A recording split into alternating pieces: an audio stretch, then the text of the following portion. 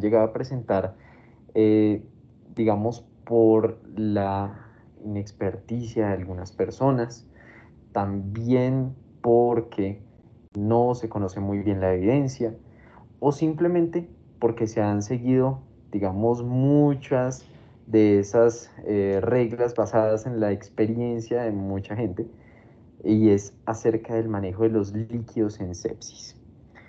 En general, los líquidos y electrolitos en pediatría es una situación crucial en el manejo no solo de urgencias, sino en cualquier contexto hospitalario, eh, y que nosotros hoy en día tenemos el privilegio de hablarlo de la mano de un experto. Aquí tenemos al doctor Jaime Fernández. Él es pediatra intensivista con doctorado en ciencias de la salud, profe nuestro en la Universidad de La Sabana. Con mucho orgullo damos inicio a esta charla para poder revisar este tema tan importante, porque es necesario no solamente que los pediatras conozcan de esto, sino de nuevo, como cualquier tema que hemos dicho aquí en nuestras sesiones, y es que en general los médicos deberían conocer sobre ello, y que, digamos, la prescripción de así sean los famosos bolitos que se les dicen, y las infusiones que se comienzan a colocar de forma eh, poco restringida, en verdad tenga un sustento científico, y que hagamos una revisión acerca de esa evidencia científica y todo lo que hoy en día se tiene acerca de ese tema. Definitivamente esta es una charla necesaria, y que, bueno, Doc, te damos las gracias por haber aceptado nuestra invitación. En verdad, con mucho cariño te recibimos por aquí y listo. Cuando quieras, podemos dar inicio a la charla. Bueno, Juan Francisco, muchas gracias. Voy a compartir pantalla, pero antes de compartir quiero agradecer y resaltar la gran labor que hace el Grupo de Interés en Pediatría de la Universidad de La Sabana. Juan Francisco lo lidera de manera ejemplar. Creo que es muy importante para todos concientizarnos de la importancia de muchos tópicos que en pediatría vale la pena estar revisando y actualizando, definitivamente por el gran objetivo que tenemos todos, y es darle la mejor atención a nuestros pacientes. Voy a compartir pantalla para presentarles las diapositivas, y te agradezco, Juan Francisco, que me confirmes que estás viendo la presentación. ¿Sí la estás viendo? Sí. Doc, ahí estamos viendo la pantalla de Teams. Ah, ¿todavía no estás viendo las diapositivas? No.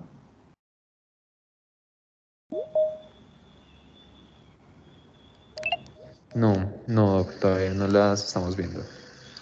Bueno, espérate un segundo, intentamos nuevamente compartir porque aquí ya la estoy compartiendo, pero aparentemente no se ve.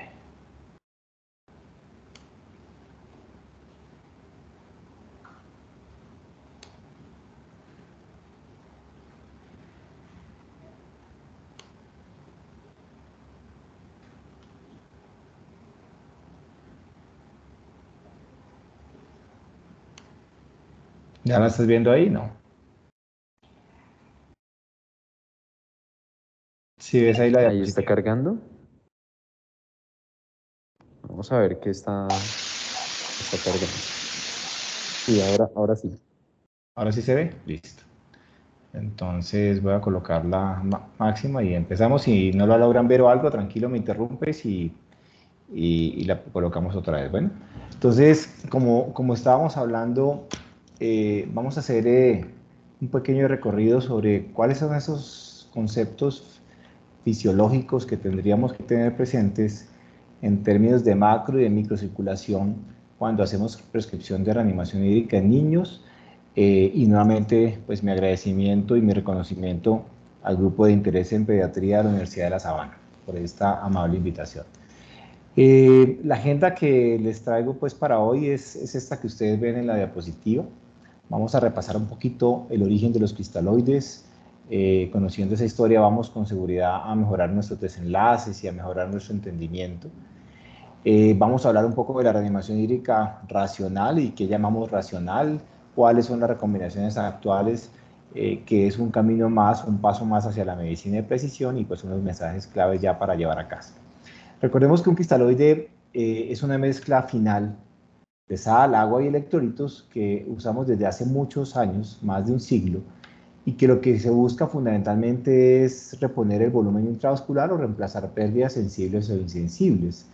Datos, digamos, recientes hablan que es posiblemente o son posiblemente los medicamentos más formulados en medicina. 30 millones de litros al día de cristaloides son formulados. Y cuando nos vamos un poquito a la base histórica de cómo se diseñaron, de cuál fue su composición, nos damos cuenta que posiblemente el soporte de evidencia es débil y realmente surgió de experimentos en modelos animales que no necesariamente son extrapolables todos a los seres humanos. Y eso en esta línea del tiempo ustedes ven cómo hace unos años se había empezado a trabajar en el diseño de esos cristaloides. Este es un artículo muy bonito que está de acceso libre, que escribió la doctora Carolina Casas y colaboradores con nuestro grupo pues aquí en la Cardio y en la Universidad de La Sabana. Y si ustedes se fijan un poquito, Tomás Lata, hacia 1832, fue el primero que intentó mezclar sodio y agua para rehidratar y reponer las pérdidas que en ese momento se tenían a raíz de la epidemia de cólera que estaba afectando a Europa. Poco a poco, años más tarde, fueron interviniendo diferentes investigadores hasta que hacia 1889 empezamos a tener una composición muy cercana a la que hoy en día conocemos nosotros.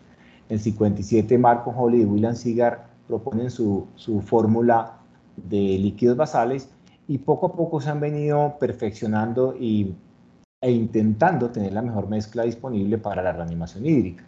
¿Y cuál es la clasificación actual de los cristaloides? Tenemos dos grandes grupos, los que llamamos balanceados y los que llamamos no balanceados. Los balanceados son aquellos que se llaman así por una composición similar al plasma, pero la composición es en términos fundamentalmente de alguna composición similar en cloro, en sodio y en otros electrolitos. La gran mayoría de ellos son isotónicos, por ejemplo, el lactato de Ringer, la solución de Harman, que son diferentes, el plasma light, etcétera, etcétera. Y los no balanceados son aquellos cuya composición no tienen o no se acercan a la composición del plasma. Por ejemplo, los líquidos que con mucha frecuencia se prescriben en pediatría, dextrosa en solución salina al medio, en la solución salina al 3%, o inclusive no balanceados pero isotónicos como la solución salina al 0.9%. Y cuando nos vamos un poco al modelo que más hemos estudiado en reanimación hídrica, que es en sepsis, específicamente en niños, y nos vamos a las primeras descripciones, el profesor Carcillo de Pittsburgh en 1991 abrió ese camino de la reanimación hídrica que para ese contexto y en ese momento salvó muchas vidas. Y eso es algo que yo quiero resaltar. No quiere decir que lo que hasta ahora hemos hecho está mal hecho. No, lo hemos hecho bien, pero podemos perfeccionarlo, podemos pulir esa intervención.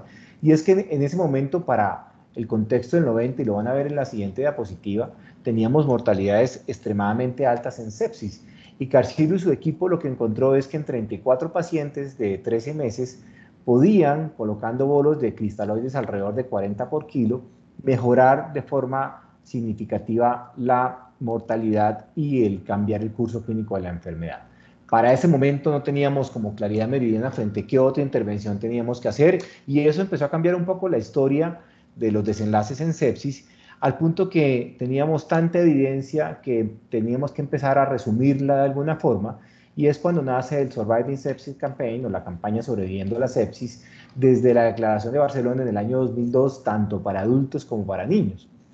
De manera particular, en pediatría, el primer consenso de sepsis se publica en el año 2002, luego viene una siguiente consenso en el 2007, luego 2017 y el último en el 2020. Es decir, llevamos 4 versiones de Surviving Sepsis Campaign, en donde la más reciente, posiblemente que no es de Surviving, pero es el consenso más reciente, es el de la Sociedad Latinoamericana de Cuidados Intensivos Pediátricos, SLACIP, que publicamos en el 2021. Entonces, lo que yo les decía es que el contexto es fundamental, es que hacia 1990 la mortalidad por sepsis, si ustedes se dan cuenta en esta diapositiva, estaba por el orden del 60 o el 70% en países de altos y medianos ingresos. Esa intervención ayudó a reducir esa mortalidad, entre otras, obviamente, pero nos ha sucedido en la última década algo interesante y es que tenemos una meseta en términos de mortalidad que no ha descendido, siendo más baja en países de altos ingresos, por ejemplo, con respecto a los de medianos y bajos ingresos, pero todavía constante. Lo que sí es interesante es que la aplicación de estas guías en urgencias o en terapia intensiva tienen un NNT de 3.6 o 3.8, es decir, por cada 3 veces que yo lo aplico puedo salvar una vida y eso pues es muy importante. Cuando no se aplica, la mortalidad puede ser hasta del 40% y que tenemos que empezar a trabajar en esos últimos 10 años porque no han cambiado. Y la pregunta es ¿por qué? ¿Cómo modificamos esos desenlaces? Podemos, como siempre, achacarlo al sistema de salud, a la etiología, a la falta de educación, pero creemos que esa última, la falta de educación del personal de la salud es uno de los aspectos más importantes en los cuales podemos trabajar, porque sentimos que todavía podemos aprender mucho más y entender que la sepsis es una enfermedad tiempo dependiente, darle esa categoría de enfermedad tiempo dependiente. Así como en trauma corremos para el control de daños, en dolor torácico o en SB para hacer trombolisis, en sepsis deberíamos también en el tiempo correr para tratar y colocar antibióticos, hacer una buena reanimación hídrica y obviamente un reconocimiento temprano. Basado en eso, hace unos años en nuestro grupo de investigación aquí en la Cardio hacíamos un trabajo con el profesor Carcillo y veíamos qué pasaba si educábamos a la gente en sepsis en urgencias e hicimos un estudio cuasi experimental antes y después. Veíamos qué pasaba con los niños que consultaban por sepsis a urgencias de enero a junio. Les hicimos una intervención educativa todo un mes en julio. Nuestros residentes bajaron y lo que hacíamos era enseñarles a las enfermeras, residentes, pediatras de urgencias qué era la sepsis, cómo reconocerla temprano, cuáles eran los 5 componentes del bundle de sepsis que ustedes ven en la diapositiva a la derecha.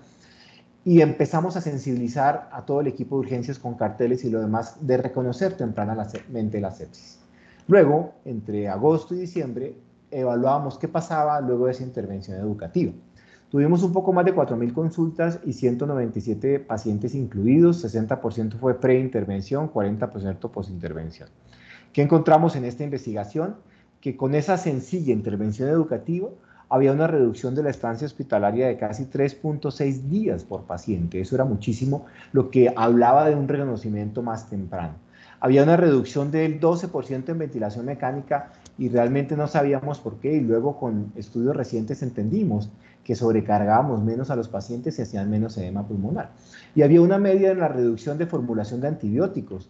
¿Por qué? Porque la gente era consciente que el antibiótico casi que era el inotrópico de la infección en sepsis. Y enfermería trabajó muy de la mano con nosotros en colocar rápidamente un antibiótico que permitiera empezar a controlar la enfermedad. Entonces, basado pues en esto, pensamos en que la reanimación hídrica hace parte de ese pilar fundamental y del bundle. ¿Cuáles son esas bases fisiológicas y cómo deberíamos considerarla? Aquí los voy a invitar a que pensemos un poco lo que hemos hecho hasta ahora y es lo que he querido denominar el iceberg hemodinámico en sepsis en reanimación hídrica. Y es que hasta este momento siempre nos hemos centrado en estudiar e investigar la macrocirculación. Pasamos nuestros datos en frecuencia cardíaca, en presión arterial, si tenemos ecocardiograma en gasto cardíaco, en presión arterial, y todos ellos son muy buenos indicadores de la macrocirculación. Pero ¿qué pasaría si empezamos a mirar para otra parte, levantamos la mirada y pensamos en la microcirculación y la empezamos a involucrar dentro de la evaluación de rutina de nuestros pacientes? Y empezamos a evaluar el llenado capilar, el delta de CO2 y otros biomarcadores que pueden llegar a ser útiles. Y es que la macro y la microcirculación van de la mano, no pueden ser independientes. Ustedes están viendo en el video cómo la macrocirculación se involucra con la microcirculación. Son un continuo y eso es lo que nos permite a nosotros entender que no puede ir una de un lado y otra de otro, porque cuando eso ocurre, aparece el concepto que hoy en día se denomina incoherencia hemodinámica. ¿Y qué es la incoherencia hemodinámica? Cuando la macrocirculación se ha estabilizado con nuestras medidas de intervención y la microcirculación se sigue o persiste estando alterada. ¿Cómo la diagnosticamos fácilmente en niños? Y es que tenemos, como mencionamos, presión arterial normal, hemos hecho una intervención y tenemos frecuencia cardíaca normal, eventualmente si hay un ecocardiograma, el gasto cardíaco o la fracción de eyección está normal, pero la microcirculación sigue anormal, es decir, el paciente sigue con un llenado capilar prolongado, con un lactato por encima de 2 y una diferencia venosa arterial de CO2 elevada por encima de 6. Entonces, eso es lo que se ha llamado incoherencia hemodinámica. Y la incoherencia hemodinámica es un camino, es un continuo hacia la falla orgánica múltiple, porque en el tiempo ustedes se dan cuenta que la macrocirculación empieza a deteriorarse y de manera increciendo y progresiva se deteriora la microcirculación. Y es un paso hacia la falla orgánica porque si la microcirculación se compromete, tenemos compromiso y daño en la perfusión tisular. Y eso lo han demostrado estudios de modelos de animales muy interesantes como estos. Fíjense ustedes que en este modelo animal se hacía o se inducía sepsis con lipopolisacárido, se hacía reanimación hídrica y las metas de macrocirculación con la reanimación hídrica mejoraban y alcanzaban sus objetivos, pero no se alcanzaban las metas de microcirculación. Es decir, en estas fases avanzadas de sepsis, la garantía o la normalización de la macrocirculación no necesariamente garantiza la normalización de la microcirculación. Entonces entendamos qué es microcirculación y recordemos que la macro se encarga de transportar y tener vasos de conductancia como la aorta. Y en la microcirculación tengo diferentes estructuras hasta que llegamos a los capilares, que son aquellos vasos sanguíneos debajo de 10 micras, en donde existe una línea de glóbulos rojos casi que en fila india, sin tener capa muscular. Y eso es muy importante, los capilares no tienen capa muscular. Están separados por un esfínter precapilar de las metaarteriolas, que son vasos mucho más grandes, de 10 a 20 micras, que sí tienen músculo liso, pero de manera discontinua. ¿Y qué sucede en un capilar si ustedes se fijan aquí en la parte central de la diapositiva? Un solo capilar puede ser irrigado por varios vasos sanguíneos, metaarteriola y otros, y es drenado a su vez por varias venas. Eso nos viene a aterrizar el concepto de lo que se llama el driving pressure del capilar, es decir, que la presión con que un capilar termina abriéndose depende de esta presión antes del capilar, llamada presión precapilar, y de la presión después del capilar, que se llama presión venosa.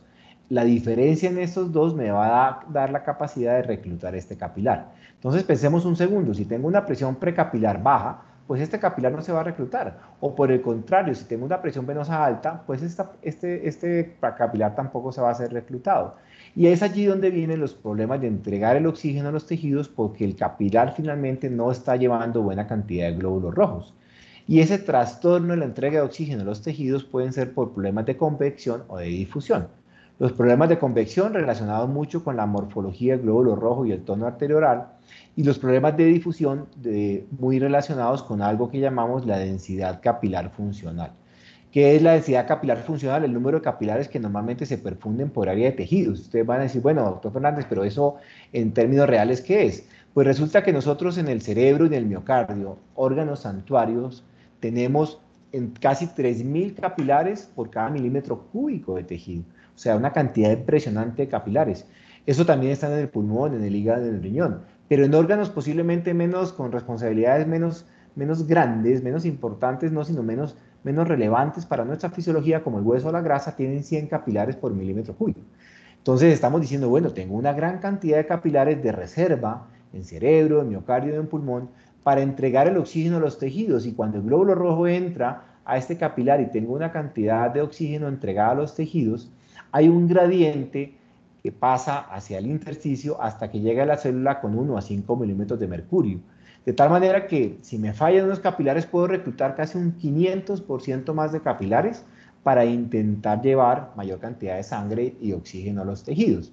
Entonces, cuando los pacientes están en choque o están en sepsis, que es el modelo que hemos estudiado, toda la microcirculación y el endotelio se altera, porque en condiciones normales yo tengo una íntima relación entre las células de los vasos sanguíneos, los glóbulos rojos, los leucocitos, con las proteínas y esta capa que recubre el endotelio que se llama el glicocálice endotelial. Pero ¿qué sucede en sepsis? Tenemos una alteración de la permeabilidad endotelial, se degrada el glicocálice y aumenta el paso no solamente de leucocitos, sino también de líquido, proteínas, y toda una serie de cantidad de sustancias al espacio intersticial que activan aún más la respuesta inflamatoria con las células de la inmunidad innata como los macrófagos, teniendo más quimoquinas y más citoquinas en nuestra circulación sistémica. ¿Eso en qué se traduce? En vasoconstricción, aumento de la permeabilidad y lo que caracteriza la sepsis, que es un estado porotrombótico y antifibrinolítico por la inflamación. Y al final lo que tenemos es un poco de hipoxia tisular. ¿Por qué? Porque no hay cantidad suficiente de oxígeno que esté siendo transportados por estos glóbulos rojos en los capilares. Y es lo que se llama una perfusión tisular heterogénea. Tengo glóbulos rojos con más cantidad de sangre, unos glóbulos rojos más azulitos con menos cantidad de sangre, y esto hace que un segmento del capilar tenga una buena irrigación y otro segmento no tenga buena irrigación.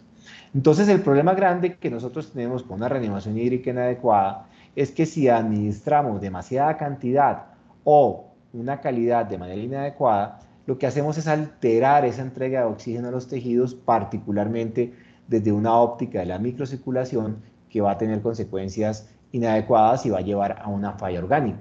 Y cuando empezamos nosotros a considerar que la sobrecarga hídrica y el exceso de reanimación hídrica era inadecuado en niños, fue a raíz de este famoso estudio hecho por el grupo de Cathy Maryland en algunos países de África. Es una investigadora inglesa muy reconocida. En este ensayo clínico controlado de hace un poco más de 10 años, lo que se quería comparar era la reanimación hídrica con solución salina al 0,9 versus no colocar bolos, o colocar bolos versus albúmina o solución salina. El grupo A es un grupo normotenso, es decir, la presión arterial, aunque estaban en sepsis, estaba normal. A ellos en la intervención colocaban bolos de solución salina, albúmina, o no colocaban bolos. Y en el grupo B eran pacientes en sepsis ya con hipotensión, y a ellos, pues por razones éticas, no, hasta ese momento no podían dejar de administrar bolos, pero sí administraban o solución salina o albúmina. En el primer grupo, que encontraron que los pacientes que no aplicaban bolos se morían menos que los pacientes que les aplicaban los bolos de reanimación hídrica. Y aquí analizamos y hacemos doble clic en algo. Posiblemente la solución que estaban usando era solución salina, y era una cantidad muy importante para un paciente que posiblemente tenía edema pulmonar, y casi un 30% de ellos tenían malaria, 20 centímetros por kilo. Y también una cantidad muy grande de albúmina 5, que no es la que usamos siempre. No obstante, a pesar de eso, había un aumento del riesgo relativo de morir con esta reanimación hídrica exagerada. En el grupo que estaba hipotenso, posiblemente no había mayores diferencias, y ese era el desenlace primario.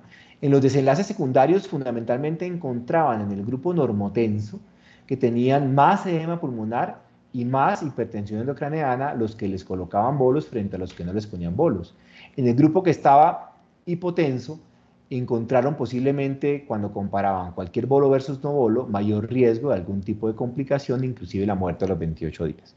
Este estudio nos abrió el camino, nos dijo, mire, tenga en cuenta, tenga presente que la reanimación hídrica inadecuada puede asociarse a mayor mortalidad en niños críticos que tienen compromiso de la perfusión en países de recursos limitados, en este caso eran países africanos.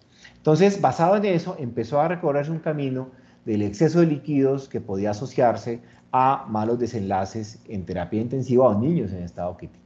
Recientemente, con el doctor Marco Fidel de Sierra y la doctora María Paula Salazar, terminamos esta revisión sistemática y metaanálisis que está en proceso de publicación, en donde incluimos 10 estudios con 2.428 niños, en donde definimos que la sobrecarga hídrica podía asociarse a peores desenlaces, definiendo sobrecarga hídrica mayor al 10%, que fue nuestro desenlace primario en cualquier momento de la estancia en UCI.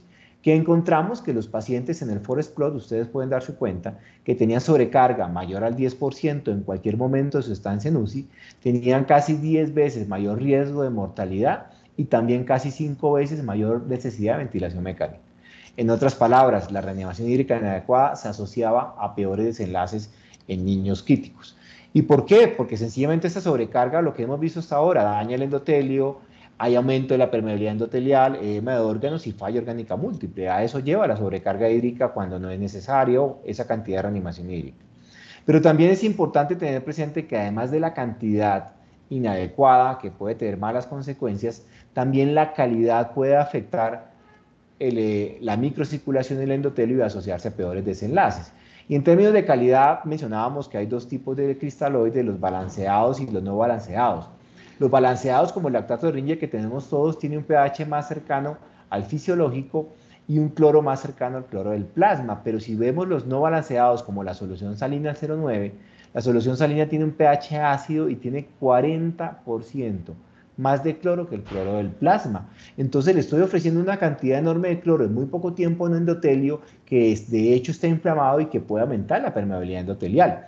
Y los adultos, cuando hacían ensayos clínicos y comparaban reanimación hídrica con soluciones balanceadas versus no balanceadas, es decir, lactato de Ringer o plasma light versus solución salina, han encontrado datos que todavía los lleva a ser no concluyentes, pero como con una luz al final del túnel. Y es que en este trabajo del New England Smart, que fue conocido como el estudio SMART, con un poco más de 15.000 adultos, encontraron que los pacientes que recibían reanimación hídrica con solución salina al 0,9 podían tener mayor mortalidad y posiblemente mayor riesgo tenían ellos de hipercloremia, por lo tanto recomendaban las soluciones balanceadas.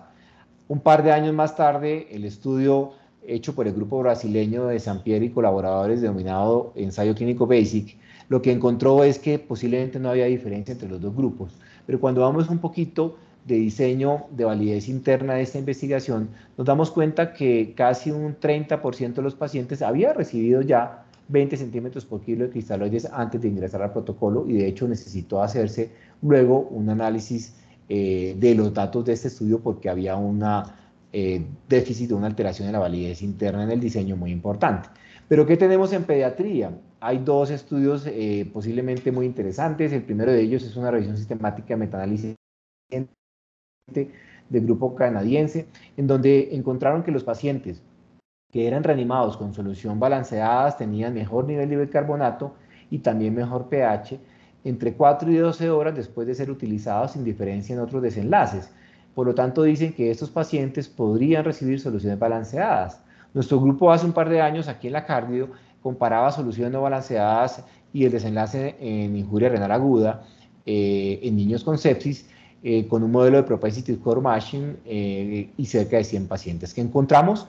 Que la estancia en UCI con los pacientes que recibían solución salina era mayor, tenían los pacientes reanimados con solución salina mayor frecuencia de lesión renal aguda y mayor necesidad de terapia de soporte renal, por lo tanto recomendamos el uso de soluciones balanceadas. Entonces fíjense que los estudios en niños hablan de una mayor posibilidad de tener mejores resultados con reanimación hídrica con soluciones balanceadas, pero nos preguntábamos qué sucede a nivel endotelial y a nivel de la microcirculación.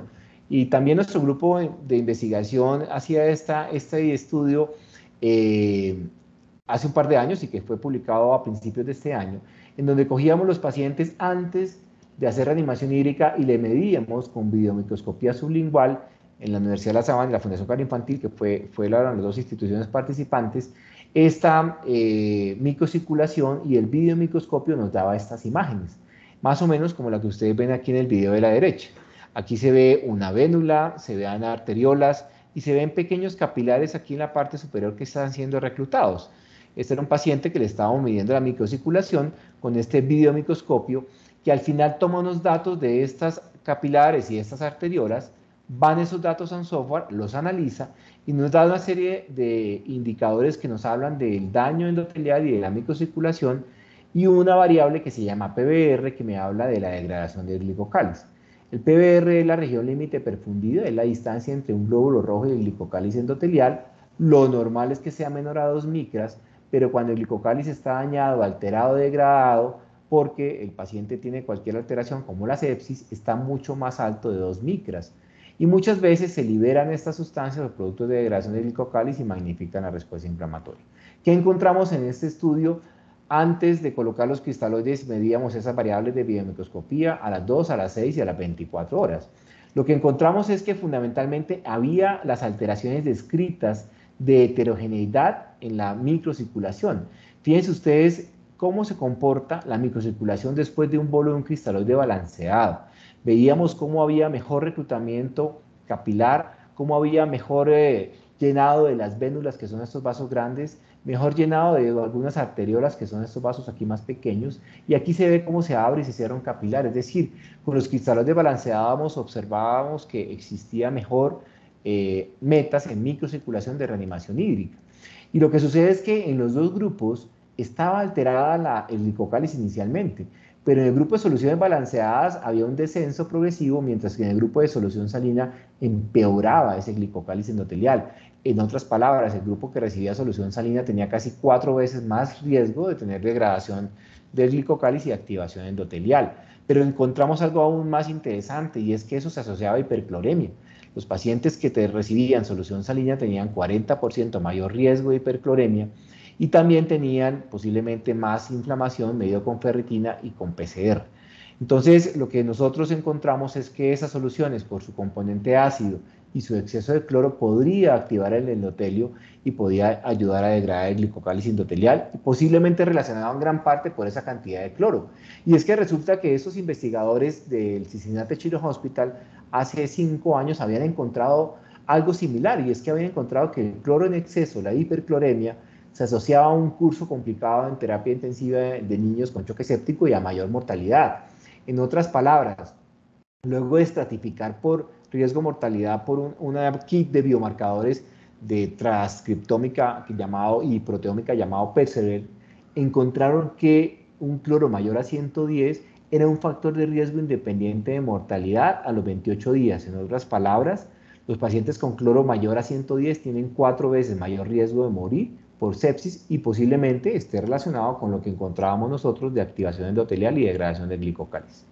Recientemente, hace unos meses, se publicó un ensayo clínico controlado por la doctora Kumar Sankar de la India, en donde en este ensayo clínico doble ciego en paralelo comparaban la reanimación hídrica en niños con sepsis con soluciones balanceadas como el Plasmalide 148, que es un cristaloide, ese cristaloide lo tenemos en Colombia hace 8 o 10 años, versus solución salina. A veces alguien me preguntaba, doctor, ¿hay diferencias en costos? La solución salina cuesta 1.500 pesos una bolsa y el Plasmalide cuesta 2.600 pesos. O sea, realmente los dos son cristaloides, y este grupo de la India comparaba estas dos soluciones.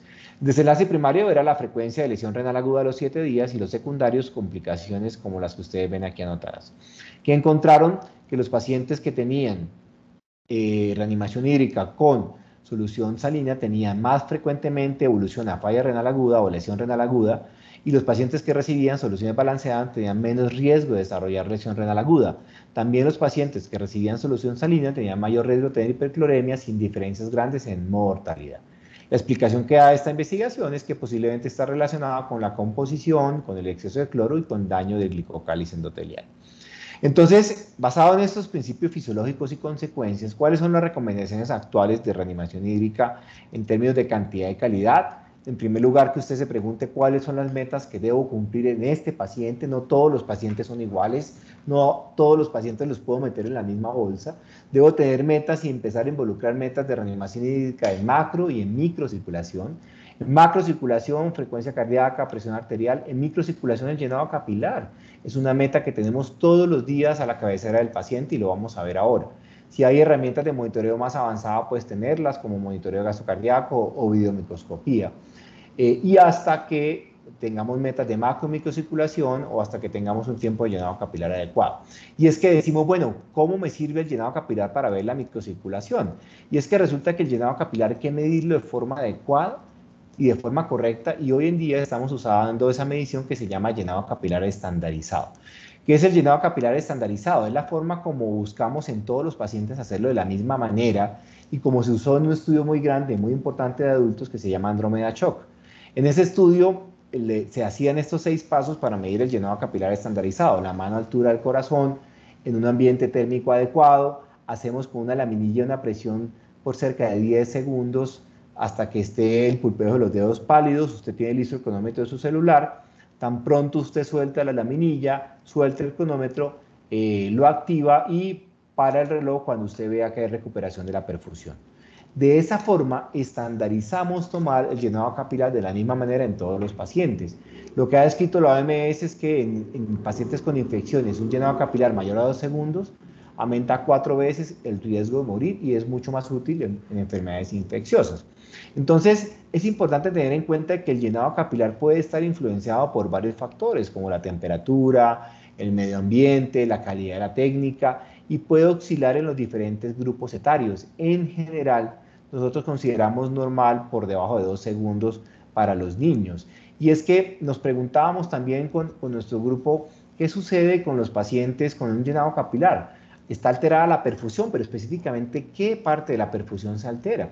Y lo que encontrábamos en niños con sepsis es que un tiempo de llenado capilar mayor a 2 segundos se asoció a mayor degradación del glicocálice endotelial y a un reclutamiento de los capilares más pequeñitos, que son los que miden de 4 a 6 micras, y que tenía una muy buena capacidad predictiva, un llenado capilar mayor a 2 segundos, como predictor que la microcirculación estaba alterada. con degradación de glicocáliz, con, digamos, volumen sanguíneo aumentándose en los capilares pequeños, pero reduciéndose en los más grandes, de 10 a 20 micras. Eso es muy interesante porque está hablando de un mecanismo compensatorio fisiológico. Intento mejorar el vaso sanguíneo más grandecito, pero no me mejora lo suficiente al punto que no está llevando la suficiente cantidad de oxígeno al tejido. Por lo tanto, el mensaje es que un llenado capilar mayor a 2 segundos usted puede entenderlo y extrapolarlo como una variable que habla que está alterada la microcirculación en ese paciente. Entonces, ¿qué hacemos o cómo hacemos una reanimación hídrica racional? Fundamentalmente se lo resumo en esta diapositiva y es lo que hemos llamado el famoso dotico de la reanimación hídrica, que significa que la dosis, el tiempo y la composición dependen de su paciente. La dosis, porque puede ser desde no colocar bolos de cristaloides si no tengo terapia intensiva, estoy en un hospital local o un primer nivel y el paciente no está hipotenso, hasta colocar hoy en día el volumen preferido, que son 10 centímetros por kilo para evitar sobrecarga hídrica, o si el paciente está con sangrado y posiblemente con pérdidas activas, hasta 20 por kilo. El tiempo significa que solamente se pasan a chorro o en bolo los hipotensos. Normotenso pasa en 30 minutos, posiblemente le va a dar una menor carga de cloro a ese endotelio. Y hasta 60 minutos, o lo ideal 60 minutos en pacientes con cetoacidosis por el riesgo de edema cerebral. En términos de composición, definitivamente la evidencia de alta calidad, como el ensayo clínico de Sankar que les mostré, es a favor de los cristaloides balanceados como lactato de riñón o plasma light, excepto en pacientes con trauma craneoencefálico, en donde debemos seguir usando solución salina por la composición del sodio. Y la albúmina al 5% para reanimación hídrica, sobre todo en aquellos pacientes extremadamente desnutridos o con falla o enfermedad hepática activa. Estas recomendaciones que yo les cuento se pueden resumir en el algoritmo que les voy a presentar, que muchos de ustedes conocen de la Sociedad Latinoamericana de Cuidados Intensivos Pediátricos, del Consenso Latinoamericano de Sepsis, que era publicado hace un par de años, en el 2021. Ustedes en este QR pueden escanear la pantalla y pueden tener acceso a full texto de este artículo. Entonces, ¿qué sugerimos o qué se sugiere en este Consenso Latinoamericano de Sepsis? Preferir soluciones balanceadas, individualizar la estrategia y preguntarnos si el paciente tiene o no tiene hipotensión. Si el paciente no tiene hipotensión, evalúo si tiene signos de hipoperfusión o un llenado capilar prolongado. Si el paciente tiene signos de hipoperfusión y yo no tengo disponibilidad de cuidado intensivo, pero está normotenso, no le coloco un bolo. Ojo, no se colocan bolos en el paciente normotenso, así tenga signos de hipoperfusión si no tengo UCI. Pero si tengo UCI disponible, sabemos intubar al paciente por si hace edema pulmonar, podríamos colocar de 5 a 10 mililitros por kilo. Eso es un brazo de la intervención. ¿Qué pasa si el paciente está hipotenso? Si el paciente está hipotenso, definitivamente sí necesita un bolo de cristaloide rápidamente, ojalá 10 centímetros por kilo a chorro. Considerar a veces una dosis un poquito más bajita cuando hay severo compromiso pulmonar o disfunción miocárdica.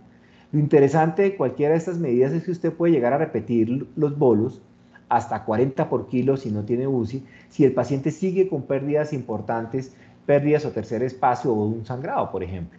Entonces, esto es muy importante porque nos orienta hacia racionalizar los bolos de cristaloides y no estar colocando los famosos bolitos para todos los pacientes. Como digo aquí abajo, todos no necesitan uno o varios bolos de cristaloides, eso se llama medicina de precisión. Obviamente, después de cada intervención médica de un paciente potencialmente inestable, tenemos que evaluar los signos vitales, la frecuencia cardíaca, el llenado capilar, la presión arterial. Y si después de 40 por kilo o antes con signos de sobrecarga el paciente sigue hipotenso con mala perfusión, usted debe considerar el inicio de un inotrópico como la adrenalina por vena periférica o noradrenalina. Obviamente, si usted decide usarlo por vena periférica, dilúyalo 10 veces la dilución normal. ¿Por qué razón? Porque no podemos atrasarnos, empezar un vasoactivo si es necesario. Usted lo diluye 10 veces de la dilución normal y no tiene problema mientras le coloca un acceso venoso central. Entonces, vamos a dejar algunos mensajes claves que me gustaría mucho que ustedes reflexionaran. El primero de ellos es que la ciencia sigue evolucionando y hacia la década del 80 hacíamos medicina basada en la experiencia, lo que a nosotros nos gusta, lo que a mí me gusta, posiblemente con falta de mucha o falta de humildad y mucha prepotencia, ¿cierto? Mucha medicina basada en la experiencia. Hacia el año 2000, sin querer decir que la experiencia no sea importante, es muy importante, pero posiblemente evolucionamos hacia una medicina basada en la evidencia, es decir, las guías nos recomiendan algo pero no necesariamente todo lo que la guía recomienda teníamos o tenemos que aplicarlo estrictamente a nuestro paciente. Y estamos evolucionando hacia una medicina basada en la precisión o en la exactitud. Gracias a las herramientas de inteligencia artificial o de inteligencia colectiva que hoy en día tenemos, entendemos que una talla no es igual para todos los pacientes, que la misma cantidad de cristaloides no es igual para todos, la misma composición no es igual para todos, que muchos ensayos clínicos han fracasado en demostrar resultados porque hemos mezclado muchos pacientes con fenotipos diferentes y que tenemos que entender que cada contexto es diferente y las guías deben ser adaptadas a cada contexto. Y hacia allá estamos evolucionando, hacia que la inteligencia artificial y mucha de esta inteligencia colaborativa empiece a orientarnos cómo debe ser la reanimación hídrica racional, cómo podemos lograr las metas en términos de microcirculación a una circulación que está heterogénea y cómo la inteligencia artificial nos puede llevar a tomar la mejor decisión y ayudar a que el médico tome la mejor decisión. Pero ojo, quien debe tomar la decisión es el médico. El médico no puede faltar, un computador jamás va a reemplazar a un médico, pero sí es muy importante que nos ayude a minimizar el error y a guiar la mejor terapia posible. Entonces, los mensajes que me gustaría que se llevaran a casa es que la reanimación hídrica salva vidas, eso es fundamental, cambió la historia de la mortalidad en sepsis, pero lo importante es que mejoremos esos resultados usándola de forma racional y de acuerdo a la fase de la enfermedad, que tengamos presente que las metas de macro y microcirculación deben ser juntas, no olvidar un reconocimiento temprano, tenga presente el tico, dosis, tiempo y composición dependen de su paciente y las guías son aplicables basadas en su contexto y que debemos preferir siempre soluciones balanceadas para hacer la reanimación hídrica a la luz de la evidencia que hoy en día tenemos. Y un mensaje final, el punto es que no puedes dar en el blanco que no puedas ver. Si tienen alguna duda o alguna inquietud, pues aquí está mi correo de la Universidad de La Sabana para que quienes quieran pues resolver la inquietud o quieran que compartamos algún artículo. Y bueno, ya Juan Francisco te dejo el micrófono a ti para resolver las inquietudes que tengan. Muchas gracias. Bueno, antes de finalizar, Juan Francisco, dos mensajes que se me olvidaban, y es hacer una pequeña invitación a nuestra versión 16 del Congreso Latinoamericano de Cuidados Intensivos Pediátricos, se va a hacer en Viña del Mar en noviembre de este año, y al Congreso Mundial de Cuidado Intensivo Pediátrico que se va a realizar en junio del 2024. Este año la responsabilidad nos toca a nosotros, de la Sociedad Latinoamericana de Organización de ese Congreso Mundial, va a ser en Cancún y están todos invitados. Muchas gracias. Ay, Doc, qué bacana esa invitación, súper chévere. ¿Y uno cómo hace como para inscribirse y eso? En la página También de la importante, UFR, sí, solamente vendría siendo como... Ah, ok, perfecto. ¿Y también uno podría asistir virtual? no, esas son exclusivamente presenciales. Estamos intentando reencontrarnos nuevamente, ¿no? Ya, digamos que intentando que tengamos la oportunidad de tomarnos un café no a través de una pantalla, sino en directo. Entonces, el equipo organizador ha decidido hacerlo presencial.